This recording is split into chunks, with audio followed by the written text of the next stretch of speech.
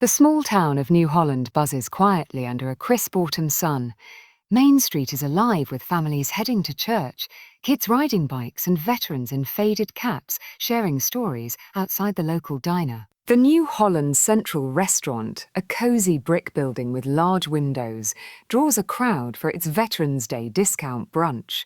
A sign outside reads, "Honour our heroes, 50% off for vets." In New Holland Central Restaurant, continuous inside, the restaurant is a symphony of clinking plates, sizzling griddles, and overlapping conversations. Waitresses weave through packed tables, balancing trays of pancakes, bacon, and coffee. The air smells of maple syrup and fresh toast. Families laugh, couples share stories, and groups of friends enjoy the lively atmosphere. In a dimly lit corner, Robert Ellis, 80s, gaunt snow-white hair, faded brown jacket, sits alone at a small table. His metal prosthetic leg, worn and creaky, peeks from tattered pants. A faded tattoo on his left wrist, a dagger through an anchor, catches the light. His tray holds a modest Veterans Day special: 2 cold eggs, a slice of toast, and a glass of water. He eats slowly, eyes distant as if lost in another time. His right hand, scarred and calloused, grips a fork with quiet precision. At a boisterous centre table, 4 middle-aged men, 40s, casual polos, jeans, and sneakers, dig into towering plates of food. They glance at Robert, smirking over their coffee mugs. Man hash 1. Loud whisper, leaning in. Look at that old guy's tattoo. Probably scratched it on with a ballpoint pen in his garage. Man hash 2, grinning. What kind of soldier doesn't flash a veteran's card? Bet he's just some drifter looking for a free meal. The group chuckles, their voices carrying across the room. Robert's face remains impassive, but his grip on his fork tightens, knuckles whitening. He keeps his eyes on his plate, chewing slowly. A young server, 20s, nervous, apron slightly askew, approaches Robert's table, her hands fidgeting. Her name tag reads Emily. Softly apologetic. "I'm so sorry, sir. Someone complained you're making others uncomfortable. Could you please move to the outdoor seating?" Robert's eyes meet hers briefly, tired but kind. He nods silently, gathering his tray with his right hand and gripping his cane with his left. His prosthetic leg creaks as he stands, each step a small battle. The men's laughter follows him like a shadow as he limps toward the exit. Int. Restaurant. Moments later, as Robert passes a line of customers waiting for a table, 8, curious, holding a toy car, tugs at his father's sleeve. "Phooey, Dad. Why does that man walk so funny? Is he okay?" "Father," whispering, pulling child close. "He's just a homeless guy, but..." "Will they still?" "Don't stare." Robert's shoulders slump slightly, barely noticeable. A single tear falls from his chin, splashing onto the worn tile floor. The manager, 40s, harried, tie loosened, watches from behind the counter, hesitating. His eyes flicker with guilt, but he turns away to ring up a customer, avoiding the scene. Next, restaurant patio, continuous. Robert steps into the harsh sunlight, squinting against the glare. The outdoor seating area is nearly empty, despite the mild autumn breeze. A few rusted metal tables dot the cracked concrete patio, overlooked by passing cars. Robert's prosthetic leg, decades old and in desperate need of maintenance, creaks loudly as he shuffles to a small table near the edge. He sets his tray down carefully, easing into a chair with a wince. The eggs are cold, the toast soggy. He glances through the window at the bustling restaurant, an invisible wall separating him from the warmth inside. A young waitress, 20s, kind eyes, 2 weeks on the job, watches Robert from inside, her brow furrowed. Her name tag reads Sarah Harrington.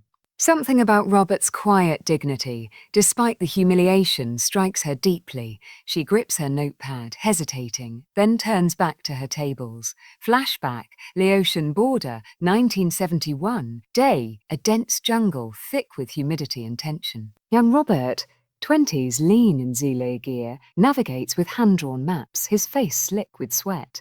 Beside him, James Harrington, 20s, rugged, Robert's closest friend, walks point, a photo of the New Holland Central Restaurant tucked in his breast pocket. Grinning, patting pocket. "Best burgers in New Holland, Rob.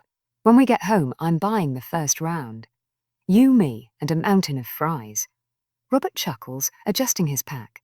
They're part of SEAL Team Bravo, tasked with establishing a supply route deep in hostile territory. The mission is classified critical for delivering medical supplies and ammo to forward teams. Suddenly, an explosion tears through the jungle. Robert's thrown 30 feet, his leg mangled in a landmine blast. Screams pierce the smoke. Through blinding pain, he sees a body bag zipped over James's face. Young Robert, weak, into radio. Medevac, this is G7. Coordinates 17.32 north, 104.89 east. 5 wounded, heavy interference. Get here now. His voice is steady despite the chaos. His precise coordinates and technical skill guide the helicopter through static, saving 5 wounded soldiers. James, his point man, is gone. Robert's leg is lost, but his resolve holds firm. Pack to present Ext. Restaurant patio, Robert stares at his cold eggs, lost in the memory. He pulls a yellowed letter from his jacket, unfolding it with trembling fingers. The handwritten note from his commander reads, "A thank you to the most silent soldier I ever commanded." His scarred fingers trace the words, eyes glistening. He tucks the letter away, his gaze falling on the tattoo, a symbol only 8 men ever wore, a dagger through an anchor, designed by their small unit. As far as he knows, he's the last one left. Int. Robert's Auto Shop, flashback. 1980s, a small, cluttered auto shop in Colorado. Robert, 40s prosthetic leg, grease-stained hands, works under a car, teaching a young apprentice, 16, eager, how to change a spark plug. The shop is modest, filled with the hum of tools and the smell of oil. Robert fixes cars for free for struggling neighbours, never mentioning his SEAL past. Poor mother, 30s, grateful, picks up her repaired minivan, her kids waving at old Robber with smiles. He waves back, his limp pronounced but his spirit steady. Back to present Int. Restaurant door swings open. Jackson Miles, 27, Navy SEAL A, high and tight haircut, black civilian clothes, strides in exuding confidence. His eyes scan the room, then lock on Robert's tattoo as the old man limps back toward the door for a napkin. Jackson freezes, recognizing the dagger-through anchor emblem from SEAL training stories. Jackson we, sir, approaching. Excuse me, sir, were you with SEAL Team Bravo? Robert looks up, startled, his cane trembling slightly in his grip. Softly hesitant long time ago, yes. Jackson snaps to attention, delivering a crisp military salute in the middle of the buzzing restaurant. The chatter fades to a hush, forks pausing mid-air. Robert's throat tightens, eyes glistening. He nods faintly, too choked up to speak. Jackson turns to the service counter, his voice cutting through the silence like a blade. Jackson's restaurant has no right to ask this man to leave. If anyone feels uncomfortable in the presence of a living legend, they should step outside for some air. The 4 men at the center table flush red, eyes glued to their plates. One grabs his jacket and hurries out, head down. The shop is a haven, offering not just repairs but understanding. The town organizes a ceremony honoring a silent veterans. Robert stands on a small stage, uncomfortable in the spotlight, and speaks briefly. "Hi there. Humbly, I don't represent anyone. I just tried to do the right thing and lived quietly." Jackson in the audience salutes silently, hand over heart. The crowd, a mix of townsfolk and veterans, applauds with reverence. Next, Town Hall, months later. Day, a crowd gathers as a plaque is unveiled outside the town hall. A dagger-through anchor with the words "Honor the Quiet Ones." The street by Robert's shop is renamed Silent Service Way, a tribute to all unsung heroes. Stands with her family, holding the photo of her grandfather, her eyes shining with pride.